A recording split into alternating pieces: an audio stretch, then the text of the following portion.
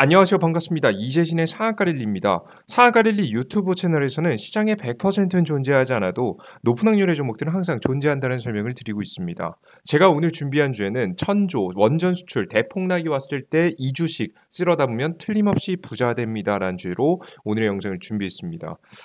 최근 지지부진한 시장 속에서도 굉장히 긍정적인 흐름세를 보여준 것이 바로 원전 관련 종목들입니다. 앞으로 더욱더 시장이 하락할 때마다 주워 담아야 되는 이 원전 관련 종목들, 최근에는 어떤 뉴스가 있고 현재 보유 중인 주식들을 어떻게 즉 투자 전략을 맞춰가야 하는지, 추가 매수는 해도 되는지 안 되는지 그에 따른 자세한 이야기를 준비했으니까요. 영상 끝까지 시청하시면서 여러분들의 투자 전략들 얻어가시면 좋을 것 같습니다. 자, 그럼 시작해 보도록 할게요. 최근에 윤석열 정부는 역시나 다른 정권, 그 직전 정권과는 다르게 적극적인 원전 가동을 현재 행하고 있습니다. 분명히 원자력 발전이라는 것은 단점도 존재하지만 현재 국제적인 사회에서 탄소를 배출하지 않고 전기를 생산할 수 있는, 그것도 안정적인 공급이 가능한 원자력 발전소는 좀 적극적으로 사용되고 있는데요. 한번 보도록 하겠습니다. 윤석열 정부 원전 가동 속도전 겨울철 전력난의 숨통이라는 기사 내용인데요. 윤석열 정부가 원자력 발동의 가동에 속도를 내고 있다. 에너지원 수입이 줄어들어 에너지 안보를 꾀하고 겨울철 전력 수급에도 대비하는 차원이다. 최근에 우리나라가 무역 적자가 심하게 나고 있죠. 환율적인 부분도 물론 있겠지만 좀씩 나아지긴 하겠지만 분명히 에너지, 원유하고 천연가스 가격이 비싸졌기 때문에 그러한 부분 때문에 적자가 커지고 있습니다. 그것을 조금이라도 줄이기 위해서 이러한 행동을 해주고 있는 거죠. 13일 한국수력 원자력 등에 따르면 지금 현재 1기가와트 규모의 한빛 4호기는 지금 이제 11일 오전부터 발전을 재개했다. 원자로 경납 건물 결함으로 가동을 멈춘 지 5년 7개월 만이다. 원자력 안전위원회는 보수공사 등을 거쳐서 구조 건전성이 확보됐다고 판단해서 이달 6일 재가동을 승인했다라는 내용입니다. 문재인 정부의 탈원전 정책으로 발이 묶였던 신한울 1호기도 7일부터 상호 운전에 들어갔다. 2010년 4월에 건설을 착수한 지 12년 만이다. 상호 운전은 최종 안전성을 확인하는 시운전 시험을 거쳐 본격적으로 전력을 생산하기 시작했음을 의미한다.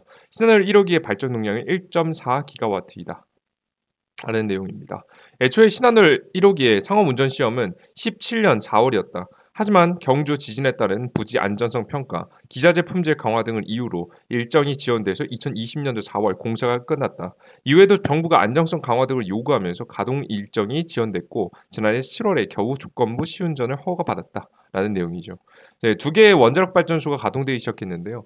이 원자력 발전소의 가동이 중요한 이유가 뭐냐면 여러분들께서 보통 원자력 발전소의 뭐 근본적인 발전 방법을 아시는 분들은 뭐 아시겠지만 모르시는 분들을 위해서 설명드리면 원자력 발전 같은 경우에는요. 한번 띡 가동을 시작합니다라고 한 다음부터 최대 출력 100%가 나오는 게 아니고요. 서서히 출력을 높여가면서 100%에 가깝게 출력을 내는 겁니다. 그러다가 서서히 가동을 중지할 때도 서서히 가동을 중지하게 되거든요. 지금 현재 뭐라고 해야 될까요? 예열 구간이 필요한 발전 방법이 바로 원자력 발전이라고 생각하시면 될 것 같습니다. 이해되셨죠? 그래서 이 예열 구간이 필요한 만큼 이 원자력 발전소의 가동 자체는요 쉽게 결정할 수 없는 거예요. 중지도 쉽게 결정할 수 없는 겁니다. 그래서 한번 가동을 시작했다라는 것은 웬만한 일이 일어나지 않으면 가동을 멈추지 않고 계속해서 가동을 이어갈 가능성이 높다라고 보시면 될 것 같아요. 이해되셨죠? 본격적으로 원전을 계속해서 돌려나가는 거죠. 이에 따른 흐름은 대한민국 국내뿐만이 아닙니다. 원자력 발전소를 많이 가지고 있지 않은 국가에서도 계속해서 원자력 발전소를 늘려가려는 모습이 보여주고 있는데요. 12월 11일 최근에 나온 기사 내용입니다. 네덜란드 원전 2기 새로 짓는다라는 내용이죠. 우리가 기존에 생각했었던 국가에서 또 다른 네덜란드라는 국가가 원자력 발전소 두 곳을 새로 건설하는 방안을 검토 중인 것으로 알려졌다. 2040년도까지 탄소 중립을 달성하기 위해서이다. 10일 로이터에 따르면 네덜란드 경제기후 정책본부는 2035년을 완공을 목표로 신규 원전 2개를 건설할 계획이라고 밝혔다. 네덜란드 정부는 발전 용량 1000에서 165메가와트 수준의 원전을 건설해 전체 전력의 생산의 최대 13%를 담당하게 된다는 방침이다. 지금에는 원전은 한 기를 정도 가동 중이고요. 전 세계 그 자국의 전체 에너지 생산에서 3% 정도만 지금 현재 담당하고 있는데 한 10% 정도를 더 늘리려는 지금 현재 정책들이 네덜란드 안에서 나오고 있죠. 이 해외 원전 수주 건들이 슬슬 늘어나고 있습니다. 모든 원전을 전부 다 한국 원자력이 수주하진 못하겠지만 일부라도 역시나 먹거리에 대한 가능성이라도 좀 높아지고 있다라고 보시면 될 것 같아요.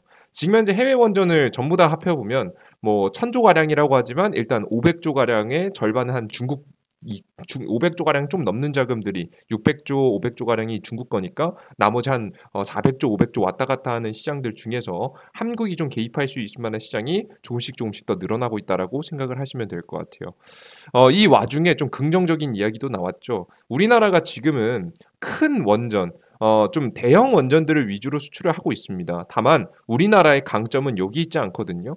여기에서 머물리지 않고 대한민국은 원전 이 중에서도 소형 원전의 지금 이제 원천 기술을 꽤 많이 가지고 있습니다.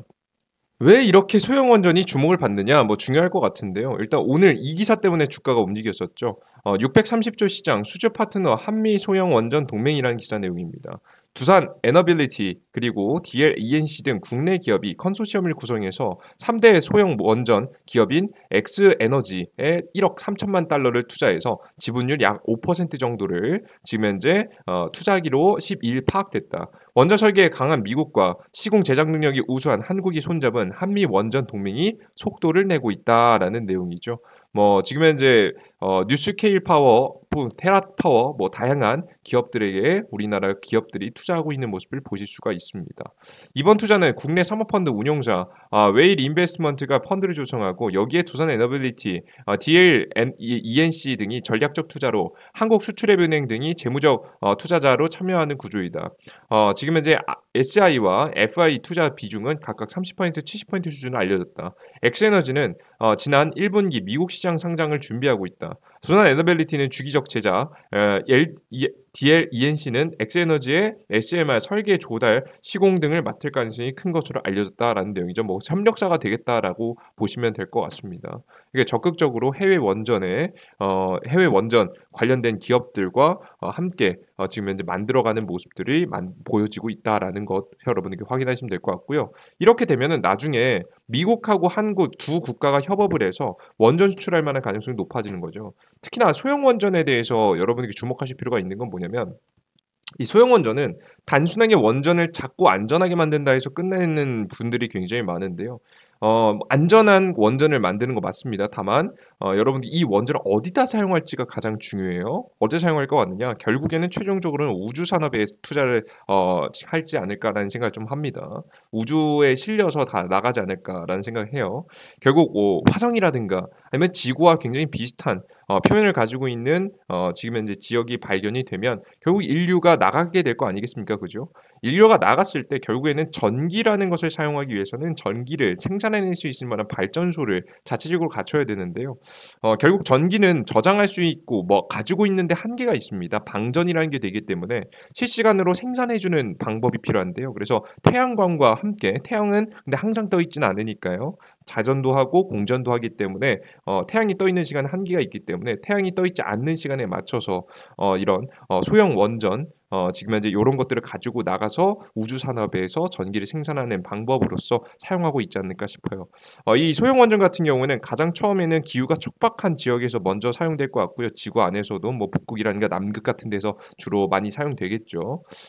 설비가 없는 곳이라든가 그런 곳을 시작으로부터 최종적으로는 우주 산업까지 나갈 수 있을 만한 기술이다라고 보시면 될 것 같습니다. 그래서 다양한 국가들이 이 소형 원전을 잘 만들기를 굉장히 노력하고 있습니다. 그것에 앞서가는 국가 중에 하나가 대한민국이라고 보시면 될 것 같고요. 그와 관련해서 부각을 받으면서 주가가 움직였다라고 보시면 될 것 같습니다. 오늘 가장 대표적으로 움직인 주식들은 어떤 주식이 있냐? 해당 소식에 G2파워 같은 종목들이 굉장히 강하게 상승해주는 모습들을 현재 보여줬습니다. 이 종목들 이외에도 원전 관련 종목들 전체적으로 증시 대비해서는 좀 긍정적인 모습들을 보여주는 모습이었죠. 한전기술 같은 경우에도 오늘 다시 좀 떨어지면서 좀 아쉬운 모습이었지만 오늘 장중에는 한 6%, 5에서 6% 정도까지 반등세가 나와주는 모습들을 보여줬습니다.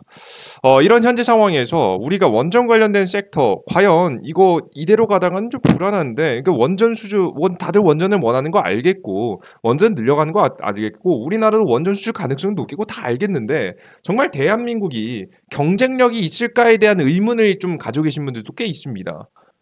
과연 원자력 발전소 정말 경쟁력이 있는 거야? 해외 수주 받으면 얼마나 받을 수 있는 거야? 의문을 가지고 계신 분들도 있는데요. 제가 최근에는 이런 말씀도 여러분에게 드린 적이 있었습니다. 우리나라 원전 같은 경우에는 원전 해체 기술까지 들어가게 되면 정말 AS까지 할 수 있는 정말 대단한 국가가 될 것이다라는 이야기를 말씀드렸는데요. 그것을 지금 염두에 둔 윤석열 정부가 만드는 것만큼 어려운 원전 해체, 한 개 끊는데 1조 원이 드는 어마무시한 규모의 원자력 발전 해체에 대해서도 열심히 노력을 통해서 기술을 확보하고 지금 이제 해당 부분을 해외 원전 수출에 도움을 주기 위해서 노력하고 있다라는 내용까지 주어졌는데요. 근데 사실 여기서 원자력 발전된 기술은 끝나진 않습니다. 하나가 더 뭐가 있냐면 요것이 있는데요. 이 기사 내용을 여러분에게 최근에 잘 보신 분들 있으실 겁니다. 한번 보도록 할게요. 핵 융합으로 에너지 순생산 성공, 미국 정부 13일 공식 발표하겠다라는 내용입니다.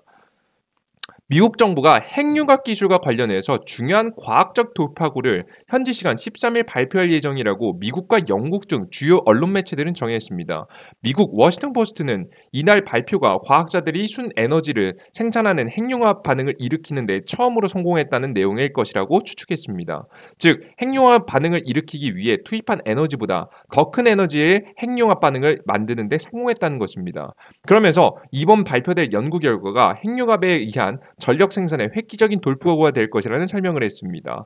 월 핵융합은 태양과 같은 별이 별과 빛을 뿜는 원리입니다. 우주를 이루는 기본 단위인 원자는 원자의 핵과 전자로 구성되는데 원자에게 아주 강력한 압력과 열을 통해서 합쳐지는 것을 핵융합이라고 합니다. 지구가 세상에는 핵융합을 일으켜 안정적인 에너지를 만드는 기술이 상용화된다면 온실가스나 오염물질이 배출되지 않고 전력을 사실상 무한으로 얻을 수 있을 것으로 기대됩니다.